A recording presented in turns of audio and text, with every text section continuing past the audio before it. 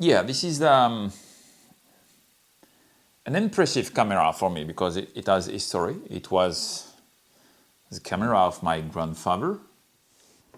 Hello, back again. Thanks for joining me today on this special edition, I would say, because I will show you something really special for me. I lost my father 1.5 years later, and I went to visit my mother a few weeks ago, and she asked me to look into some furnitures and try to empty some shelves with stuffs from that belonged to him, but in fact it was from his father and his grandfather in reality. So when my grandfather died, when I was 13 or 14, they went there, he gathered some stuff, equipment and so on, and I put it on the shelves and never used it. And I learned that my grandfather loved photography, as my father did with other camera. And on this shelf, I found something that is really, really pleasing to use. So let me show you first. I'm just preparing it. So, all right, that's it. That's it. That's a ZEISS IKON Super Ikonta 931/2, and it's a telemetric camera. You have a telemetric viewfinder, really small one that is 5 mm diameter to see through this little window here to make the focus. It's just amazing. Look at this. This is nearly a pocketable camera, but in fact it's a medium format camera, 6x9, and it's a foldable camera. So let's check this. When you press the button, you have the viewfinder here that opens, and if you keep pressing it, then all right, it starts to unfold. And let's see what we got inside. Yes, we have a 105mm f3.5, apparently a good lens from what I read on the internet. It's a Tessar from ZEISS. It's a medium format camera, the biggest medium format camera I know in terms of size. So 6x9, just compare it to what you get with the 35mm that we know, is just gigantesque. So the 105 in fact gives you a frame of a 44mm, something like that. So it's not such a long focal length. In fact, it's a daily 44mm 50 nifty 50. You know, this is the size of the the sensor. Let me say 6x9, just gigantesque sensor. It's medium format, and I'm so impressed to see that for the first time in my life. I always heard about medium format cameras, and today we have the digital medium format like Hasselblad and so on, but they don't have the 6x9. In fact, it's smaller sensor. It's the sensor of the GFX 100 also. It's really smaller sensor, and I'm really happy and lucky because I found on the shelf in another pack the adapter that allows you to reduce the size by 2, and instead of being a 6x9, it becomes a 6x4.5. So you use half the size of the frame, and so then with one roll, instead of 8 frames, you can have 16 frames. But to test if the camera is okay, with just to be sure that there isn't any light leakage or whatever, I will use the roll with the 6x9 and take some random picture with different aperture and speed, just to check that the speed is correct on the camera. And if it works, then I will buy some maybe more expensive rolls and make a project to use this camera. Tell me what you think of this really old-fashioned camera, and it would be a pleasure to know if you already, if you too have one of these cameras from your grandfather or even a more ancient time of your origin of your family. It's really funny. I will make a close-up to just show you how it works. Just hold on a few seconds, I'll make a close-up. When you look through this little window here,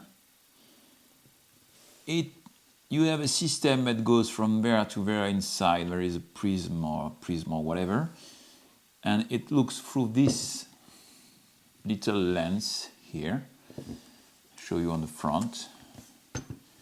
And this little one that is collapsible, because when you unfold, when you fold the camera, it doesn't go inside, you need to collapse it. But when it is opened, and when you make the focus here, when you turn this wheel, you make the focus. When you make the focus, it makes this lens turn inside, and there, through the telemetric viewfinder, you see two lines that will, two images that when they are one on the other, it means that the focus is made. So that's very, very great. On the back here, on the viewfinder, you have a little screen with white lines, frames, that show you how to frame if you are using the 6x9 or if you are using the adapter of 6x4.5. So when you are using a 6x9 like this, it's a panoramic picture, but when you are using this adapter like this, it's a panoramic picture. On the front here you have the aperture that you can change with this tiny arrow. Here you have an arrow that you can move. Let's see if you see that. There is an arrow, where is it? Here. Here you move and you change the aperture here. You change the speed with the big wheel here.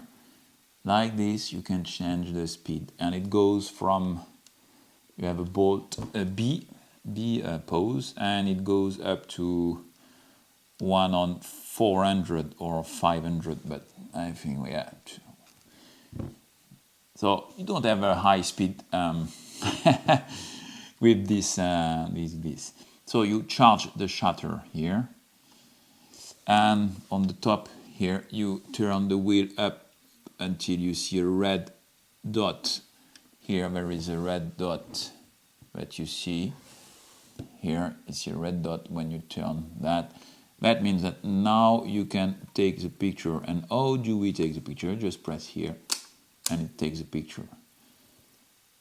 So yes, I'm really eager to test this camera, and the good thing is that I also found with this camera the instruction manual from this era where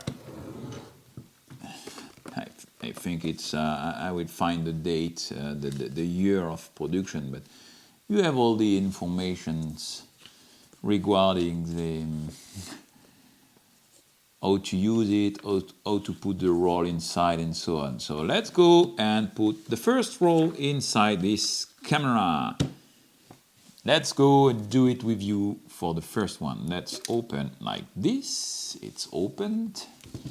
And now let's take the film. I'm here with my film. Okay. First time I hold such a big film.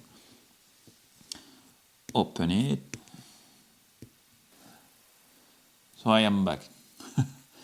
And I made a mistake that the roll is unrolled itself. It's not like a 35 millimeter classical rolls. They are not in a plastic protection. So I made a mistake. I let it unroll itself. I'm afraid I'm afraid it's already dead. So it's good that I took a cheap one. So just open this like this.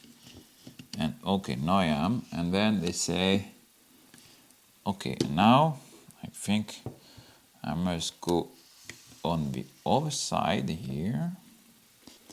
There is a big opening here on this side.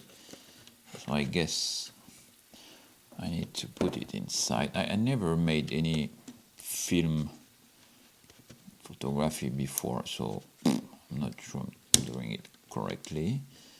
Okay, now I roll it and I see the start here. So does it stay? Where does it start? Normally there is the window here just to tell you where you are. So now if I close it, I check here, I should see, let's say it's okay. But what is good also with this camera is that once you made the setting, for instance, here I am in hyperfocal. That means that I decide to have a f11 aperture and focus distance of nearly 13 meter, and I know that everything will be in focus. You have an hyperfocal scale on the front of the lens. Just amazing, because when you see that, you realize how much nothing has changed since years. Photography is always the same. You have the sensitivity, so it's a 100 ISO on the film that I put. You have the sensitivity of the film, you have the aperture, and you have the speed, and the focal length. And you play with that, and you make the focus, you adapt you just meter the light of the frame. So here there is no measurement, so you need to measure it by yourself. And you make the good parameter to have a correctly exposed picture, and then you press the shutter, and that's it. And the good thing is, once you have made all your settings here, you just fold the camera like this. Okay, you just fold it. It has to fold by itself, and it's ready to go out and shoot. When you are ready, you are walking in the street, you see something interesting, you just press to open it, unfold, and press the shutter, and you're good to go. You have made your picture. So I will go out and take some picture and be sure that it works properly and that everything is fine with this camera. And if it's the case, I will put a better roll. I just bought a first price roll just to check already the camera by itself. And yeah, it's here. It's in and it's closed. Let's see. Goodbye.